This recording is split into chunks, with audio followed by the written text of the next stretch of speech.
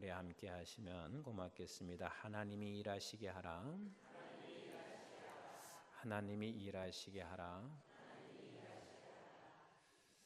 오늘은 특별히 어린이 주일로 우리가 하나님 앞에 예배를 드리고 있습니다. 그래서 우리 자녀에 관한 부모가 자녀에 대해서 어떤 입장을 가지고 있어야 하는지 오늘 말씀을 통해서 함께 나누고자 합니다. 어떤 부모든 또 어느 나라든 자녀를 사랑하는 것은 그저 내가 자녀를 사랑해야 되겠다 생각해서 자녀를 사랑하는 것이 아니라 그냥 자녀는 사랑하게 되어 있습니다. 근데 특별히 한국의 부모들은 특별할 정도로 자녀들에 대해서 아주 특별히 더 다른 나라에 비하여 사랑하고 있는 것을 우리가 느끼고 알고 있습니다. 우리의 자녀들이 조금이라도 잘 살기를 원하고 내가 못 먹어도 자녀들만큼은 더 잘 먹기를 원하고 잘 입혀주고 싶고 조금 좋은 학교에서 공부를 더 많이 시키고 싶어 하고 어떤 부모든 그렇게 생각하지 않는 부모는 아마 거의 없을 겁니다.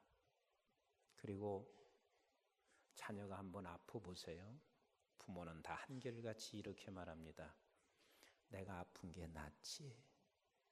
차라리 내가 아파야지. 그리고 자녀는 다 건강하기를 다 소원합니다. 자녀의 슬픔이 있으면 내가 슬픔을 다 안고 가고 싶어 하는 것이 부모입니다. 이렇게 자녀에 대해 끔찍하게 사랑하고 있습니다.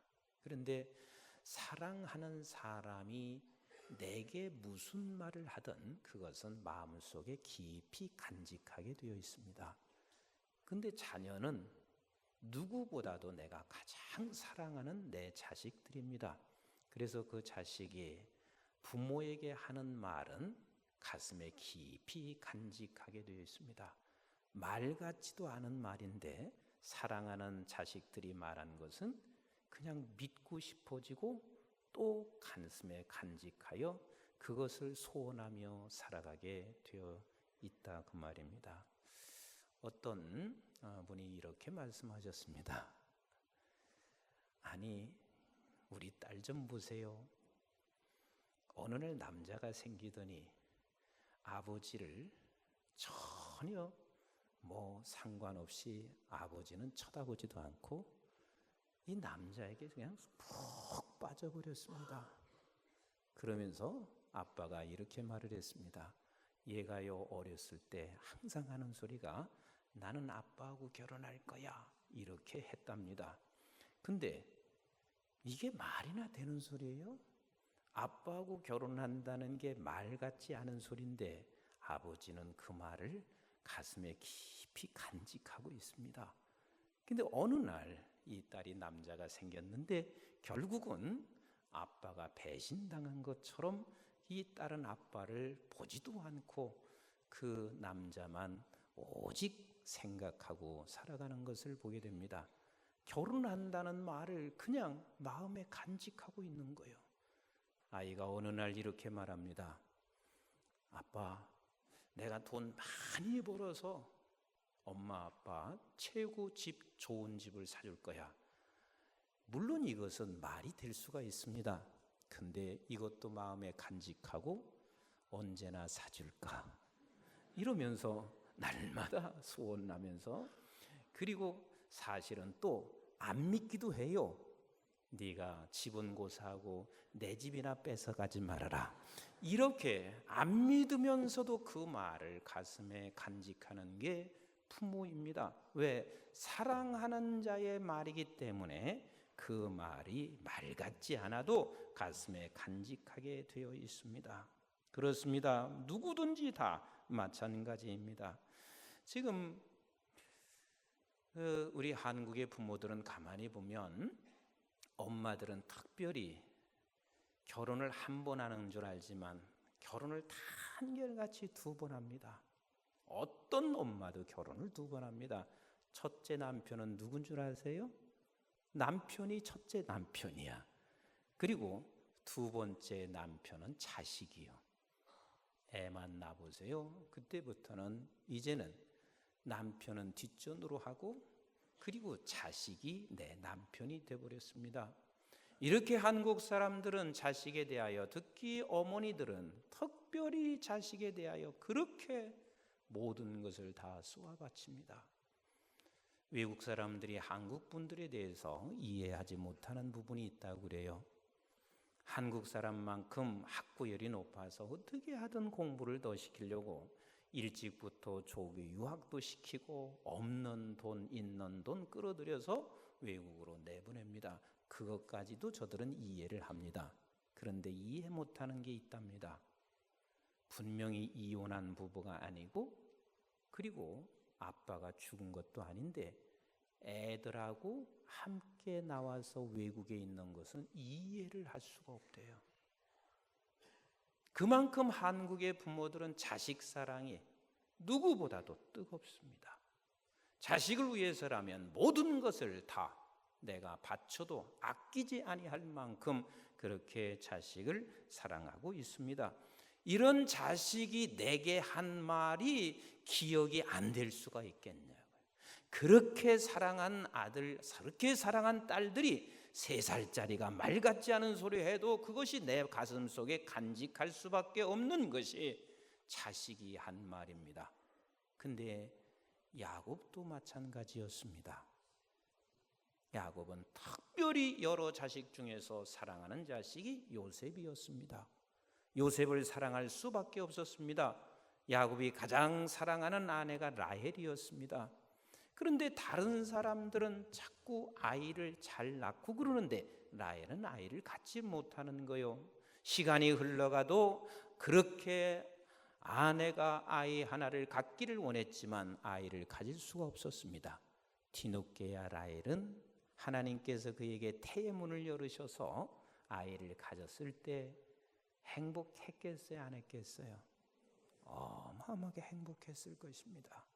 행복한 라헬의 모습을 쳐다보며 야곱은 날마다 그 라헬을 바라보고 저 아들을 보지도 않은 그 자녀를 얼마나 사랑했겠습니까? 그런데 그 아들이 바로 요셉이었습니다. 그리고 곧 이어서 두 번째 라헬이 아이를 갖게 됐는데 그게 베냐민이었습니다. 그만 베냐민을 낳다가 라헬이 죽게 됩니다. 사랑하는 아들인데 이제는 엄마까지 잃어버렸습니다.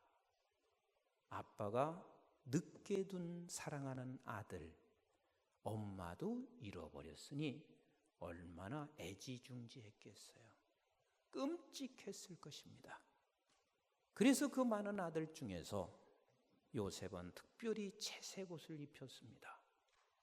다 형제들이 여럿이 있으면 큰형이 입던 옷 두 번째가 입고 두 번째가 입던 옷 세 번째가 입고 그래서 마지막에는 다 떨어진 옷을 입어야 마땅한 요셉인데 아니 요셉은 날마다 채색 옷을 입혀주고 있으니 형제들이 얼마나 비웃겠어요.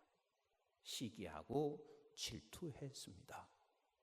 그러던 어느 날 요셉이 이상한 꿈을 꾸었습니다. 그리고 그 꿈꾼 이야기를 아마 모든 식구들이 다 모여 있을 때 이렇게 말했습니다. 밭에서 지금 단을 묶고 있는데 모든 단들이 다 내 단만 일어서 있고 내 앞에 절을 하더라. 이 말을 들은 형제들이 가만히 있을 리가 없습니다. 네가 우리의 왕이 된단 말이냐 하면서 저는 꾸짖기 시작하고 화를 냈습니다. 그러지 않아도 미운 녀석이 말하는 것도 어쩌면 저렇게 미운지 모릅니다. 그런데 곧 이어서 두 번째 꿈 이야기를 하고 있습니다. 해와 달과 별이 있는데 해와 달도 11별도 내게 다 절을 하더라. 야곱은 이것을 알고 있습니다. 제가 지금 쓸데없는 소리 한다는 것을 압니다. 어떻게 해와 달과 별들이 너에게 절을 한단 말인가? 있을 수도 없는 일입니다.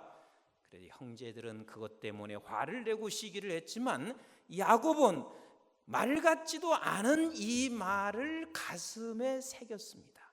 가슴에 두었다. 이렇게 말을 하고 있습니다. 오늘 본문 11절 한번 더 읽어보실까요? 11절 시작. 그의 형들은 시기하되 그의 아버지는 그 말을 간직해 두었더라 그랬습니다. 이 말을 간직해 두었더라 그랬습니다. 자, 이렇게 야곱은 이젠 요셉의 말을 간직해 두었는데 그만 그 말이 떨어지고 얼마 있지 아니해서 요셉이 죽었다는 소식을 듣게 됩니다. 한번 생각해 보세요. 내가 사랑하는 자였습니다. 내 사랑하는 아들이었습니다. 눈만 뜨면 날마다 이 아들을 보는 재미로 살았습니다. 그런데 이 아들이 죽었습니다. 그렇다는 이야기는 가슴에 간직한 것도 이제는 다 죽어버렸습니다. 아들이 말한, 그리고 아들이 말 같지도 아니한 꿈이었지만 그러나 부모는 이 꿈을 들으면서 기뻐했고 그가 말할 때도 내가 행복했는데 결국은 이 자식이 죽어버렸습니다. 없어져 버렸습니다. 다시 말하면 야곱에게는 자식을 향한 기쁨도 상실했고 자식을 향한, 그리고 이 꿈조차 완전히 다 사라져버리는 그 순간이 찾아오게 됐습니다. 사랑하는 성도 여러분, 우리는 좀 어떤가요? 어린 시절에 우리의 자녀들이 조그마한 일을, 그리고 조그만 것이 드러나게 될 때 부모는 모두가 다 이놈은 큰 인물 될 게야, 이놈은 남달라, 말만 조금 일찍 해도 너는 역시 천재야, 어느 날 다 100점 맞는 거 우리 아들도 어떻게 하다 100점 맞고 왔습니다. 어쩌면 너는 이렇게 너희 아버지 안 닮고 엄마를 닮아서 이렇게 머리가 좋은가? 그렇게 행복해합니다. 근데 그 간직했던 것 하나하나가 무너져 내려가기 시작합니다. 사라지기 시작합니다. 이때부터 우리에게 많은 절망과 그리고 아픔을 가져올 때가 있습니다. 그렇습니다. 이 요셉에게는 지금 첫 번째 요셉을 향해서 가지고 있었던 야곱의 꿈이 완전히 사라져 버렸습니다. 그리고 마음에 간직했던 것은 죽어버렸습니다. 그리고 두 번째 마음을 간직하는 게 있습니다. 그게 뭔고 하면 아픔만 간직하게 됐습니다. 부모들이 그런 말을 하잖아요. 자식이 먼저 부모보다 먼저 떠나게 되면 뭘 묻는다고요? 가슴에 묻는다 그랬습니다. 야곱은 지금 이제 예전에 간직했던 것은 죽어버리고 지금 가슴에 아픈 상처만 야곱에게 묻혀져 있습니다. 이게 지금 야곱의 현실이었습니다. 얼마나 아팠을 것인지 한번 생각해 보실까요? 창세기 44장 30절 31절을 같이 한번 읽어보십시다. 시작. 아버지의 생명과 아이의 생명이 서로 하나로 묶여 있거늘, 지금 어떻게 묶여 있어요? 하나로 묶여져 있습니다. 아버지의 생명이 따로 있는 게 아니라 아버지의 생명과 그리고 아들의 생명이 지금 하나로 묶여 있거늘, 시작. 이제 내가 주의 종 우리 아버지에게 돌아갈 때에 아이가 우리와 함께 가지 아니하면 아버지가 아이의 없음을 보고 죽으리니 이같이 되면 종들이 주의 종 우리 아버지가 흰머리로 슬퍼하며 수월로 내려가게 함이니라 그랬습니다. 이게 무슨 소리냐면 지금 야곱의 아들들이 먹을 것이 없어서 지금 애굽으로 가서 먹을 것을 구하다가 그만 베냐민이 거기에 잡히게 됐습니다. 베냐민을 잡혀놓고 그리고 너의 부모를 다 데리고 오라고 했을 때 이때 하는 이야기가 이 아들과 아버지는 생명이 따로 있는 게 아니라 같은 생명이거늘 이 아들마저 잃게 되면은 우리 아버지는 죽은 목숨이 되는 것이고 그리고 우리 아버지는 그것이 수월이요 지옥이다. 안 안 데리고 갈 수 없단 말입니다. 이게 아버지였습니다. 이 야곱은 요셉이 죽었다고 하는 것은 내 목숨을 잃어버린 것입니다. 내가 죽어버린 것입니다. 그러니 얼마나 그가 아픔이요 슬픔이었겠나. 그게 하루하루 살아가는 것이 지옥이었습니다. 그렇습니다. 부모는 자식이 자랑입니다. 자식이 웃으면 웃게 됩니다. 자식이 슬프면 슬프게 됩니다. 이게 부모입니다.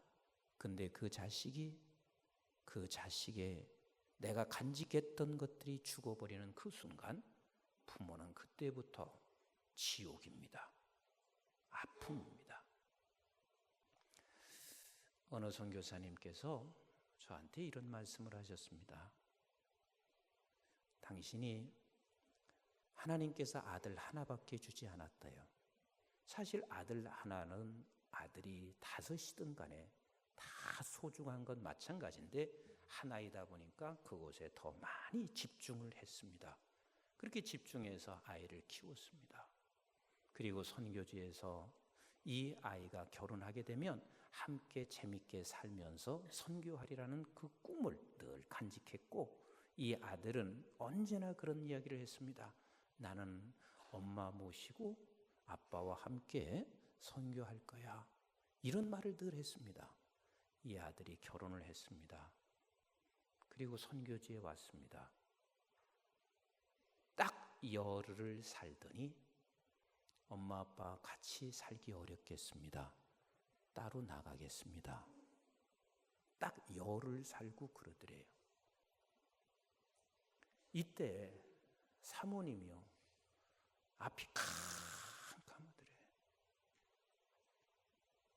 이 자식 하나를 키우는데 내가 온 정성을 다했거늘 어떻게 열흘 살고 따로 나가서 산다고 말할까? 너무 가슴이 답답하더래요. 그런 세월이 지금 몇 년 지났습니다. 그런데 지금 더 힘든 게 있습니다. 처음에는 내가 힘들었는데 나중에는 우리 목사님이 지금 너무 힘들어요. 이북에서 오신 분이어서 얼마나 손이 귀한지 손주가 생긴 거예요.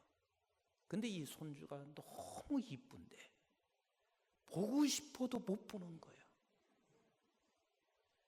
한 번이라 보려면 전화 한 번 하고 눈치 보고 가도 되냐 하고 물어보고 가야 되니 너무 목사님이 힘들어합니다. 이게 몇 년을 지났습니다. 근데 제가 막 그때 설교를 마치고 난 후에 이 말씀을 하셨습니다. 목사님, 오늘 설교 말씀 듣고 내가 큰 위로가 됐습니다. 힘이 됐습니다. 이 말씀을 저게 하시더라고요. 그분만 그러신가요? 대다수가 그렇습니다. 대부분의 많은 사람들이 내가 간직하고 있었던 자식에 관하여 자식이 말했던 것이 하나하나 죽어가기 시작합니다. 그래서 결국은 내게서 떠날 때마다 그 아픔과 슬픔이라고 하는 것은 견딜 수 없습니다. 요셉이 마찬가지입니다. 야곱이 떠나 보낸 것이 아니라 인위적으로 요셉을 떠나 보냈습니다. 요셉을 죽여버렸습니다. 야곱에게는 죽은 아들입니다. 물론 요셉은 살았지만 야곱에게는 죽은 아들이었습니다. 너무 가슴이 아픈 것이었습니다. 그런데 한번 가만히 생각해 보세요. 만약에 하나님께서 그 요셉을 야곱의 품에 두었다면 간직했던 그 요셉 그대로 될 수가 있었을까요? 없습니다. 어림없습니다. 만약에 야곱의 품에서 요셉이 그대로 살아갔었으면 야곱은 요셉을 집착했을 것입니다.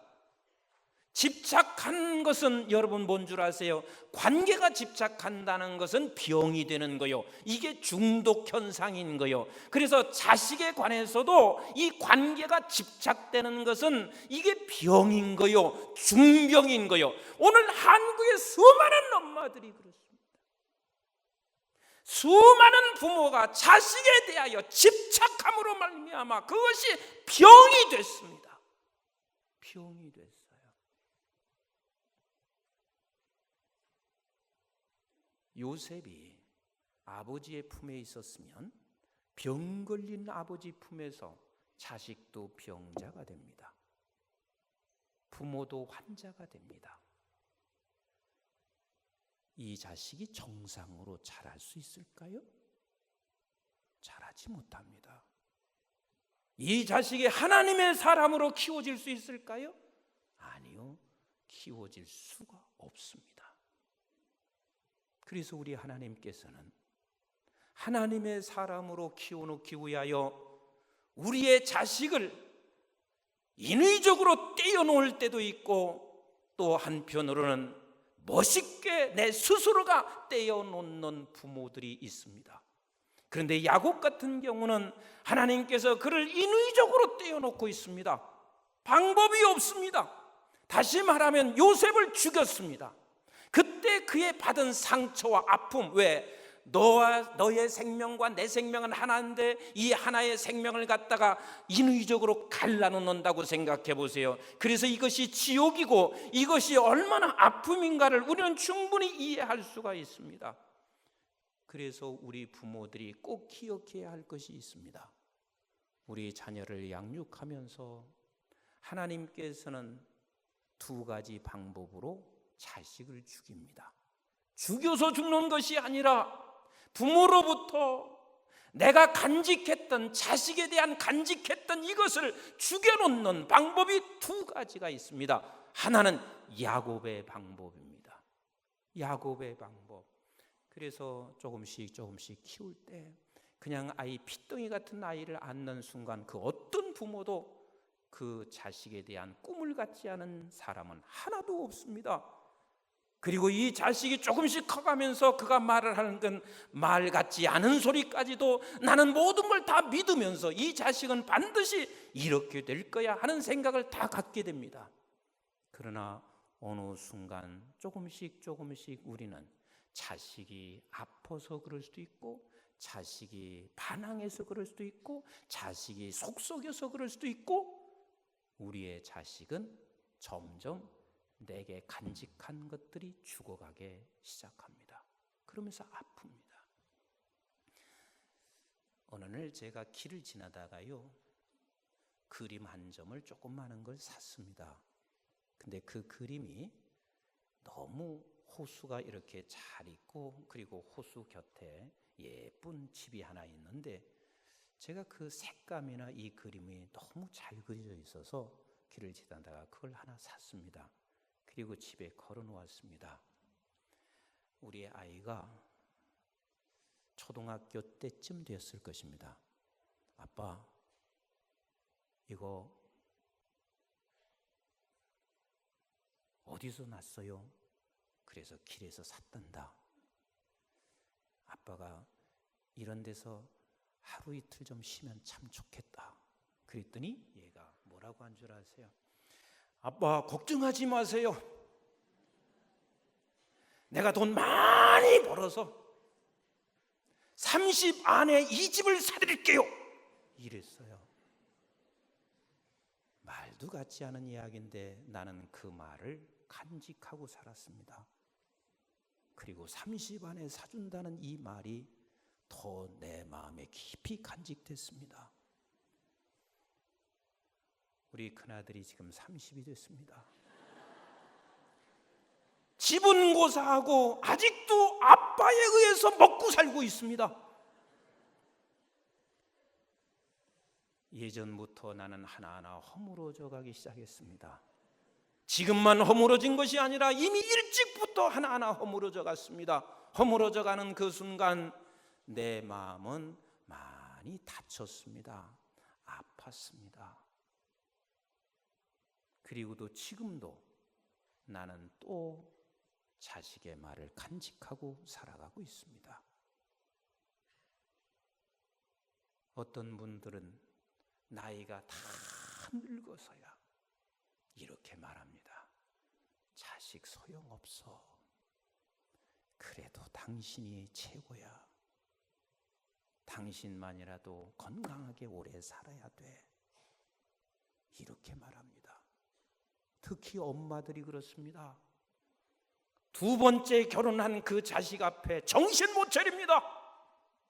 어떤 엄마도 다 그렇습니다. 첫 남편보다는 두 번째 남편이 훨씬 더 좋습니다.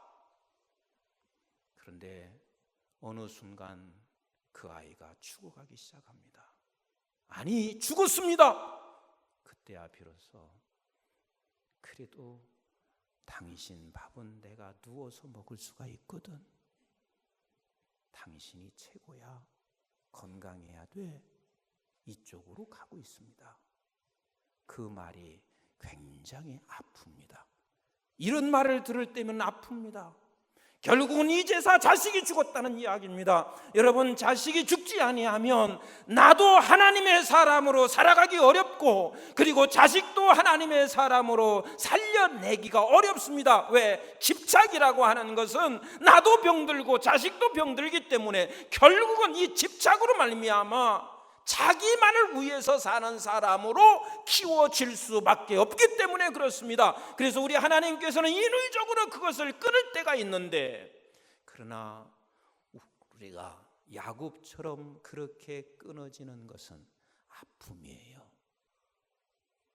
우리 성도들 그렇게 되기를 나는 원치 않습니다. 우리에게는 끊어지는 방법이, 자식을 죽이는 방법이 또 다른 방법이 있습니다. 그 방법이 바로 아브라함의 방법이었습니다. 아브라함도 늦은 아들을 얻었습니다. 100세에 얻었습니다. 얼마나 귀한 아들입니까? 그 귀한 아들을 하나님 앞에 드리고 있습니다. 드리는 일에 있어서, 죽이는 일에 있어서 아브라함이 지금 가슴 아픈 것보다는 아브라함은 하나님 앞에 그 아들을 올려드리고 있습니다. 과연 이것이 어떻게 가능했을까? 창세기 22장 12절, 너무 우리가 잘 알고 있는 말씀이지만 한번 같이 읽어보도록 하겠습니다. 시작. 사자가 이르시되 그 아이에게 내 손을 대지 말라, 그에게 아무 말 일도 하지 말라. 내가 내 아들 내 독자까지도 내게 아끼지 아니하였으니 내가 이제야 내가 하나님을 경외하는 줄 아노라 그랬습니다. 지금 아브라함이 그 독자 아들을 먼저 죽이고 있습니다. 그냥 인위적으로 죽은 게 아니에요. 하나님이 지금 생으로 갈라놓는 것이 아니라 아브라함 스스로가 아버지 하나님 앞에 내 아들을 드리고 있는데, 그 이유는 하나님을 경외했기 때문에 그렇습니다. 경외한다는 말은 하나님을 사랑했기 때문에 그렇습니다. 우리 한번 같이 합시다. 내 자녀보다 하나님을 조금 더 사랑하게 하옵소서. 하나님을 사랑하는 자만이 이게 가능한 거예요. 내 자식보다 하나님을 조금 더 사랑하는 자만이, 내가 인위적인 것이 아니라 내 스스로 내 자식을 죽임으로 말미암아 나도 살고 내 자식도 하나님의 사람으로 살아갈 수 있도록 만드는 거예요. 우리는 하나님을 섬기는 것이 내 자식을 좀 더 잘되게 하기 위하여 우리는 하나님을 수단 삼고 있다면 어느 순간에 하나님이 내 자식을 죽일 수가 있습니다. 우리는 이 자리에서 벗어나야 합니다. 자식보다 하나님을 더 사랑하게 될 때만이, 내 스스로 하나님 사랑을 할 때만이 내 스스로 내 자식을 죽일 수가 있게 되는 것이며, 그렇게 죽였을 때 결국은 나도 하나님의 사람으로, 내 자식도 하나님의 사람으로 세상에 유익을 주며 살아갈 수 있게 됩니다.